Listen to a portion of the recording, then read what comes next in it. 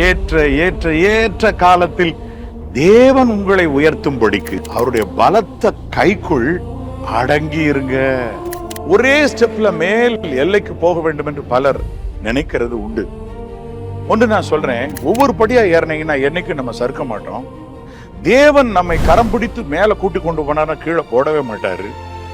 அவருடைய கைக்குள்ள அடங்கி இருக்கணும். அந்த ஏற்ற காலம் வரும் வரைக்கும் ஒரு முட்டைய இன்குபேட்டர்ல வச்சா அல்லாட்டா ஒரு கோழி அடகாத்தா எத்தனை நாள் ஆகணுமோ, 21 நாளுன்னா 21 நாளைக்கு ஒரு 3-4 நாளைக்கு முன்னாடி உடைச்சோம்னாலும் அந்த குஞ்சு பிழைக்காமல் போகலாம். அது ஏற்ற காலம்னு ஒண்ணு இருக்கு. அந்த பக்குவம் வந்த உடனே அது முட்டை கூட தானா உடைச்சிட்டு வெளியே வந்துடும். அந்த காலம் வரும் வரைக்கும் நீங்க காத்துருங்க. தேவன் உங்களை உயர்த்தும்படி காத்துருங்க. வந்த உடனே உங்களை சுத்தி இருக்கிற எந்த தடையா இருந்தாலும் சரி, பொருளாதார நெருக்கடி, உங்களுக்கு சரீர சுக வேணும், என்னவா இருந்தா என்ன, எல்லாத்தையும் உடைச்செறிஞ்சி அழகா கர்த்தர் உங்களை தம் கரத்தில் எடுப்பார்.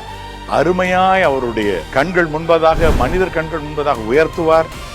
அவருடைய கைக்குள்ள அது வரைக்கும் பலத்த கைக்குள்ள அடங்கி இருப்பதற்கு, தாழ்த்தி இருப்பதற்கு, தேவனுடைய வேலைக்காக காத்து இருப்பதற்கு ஒரு நல்ல தீர்மானத்தை செய்யுங்க. கர்த்தர் பொழுது உங்களை நிறைவாய் ஆசீர்வதிப்பார்.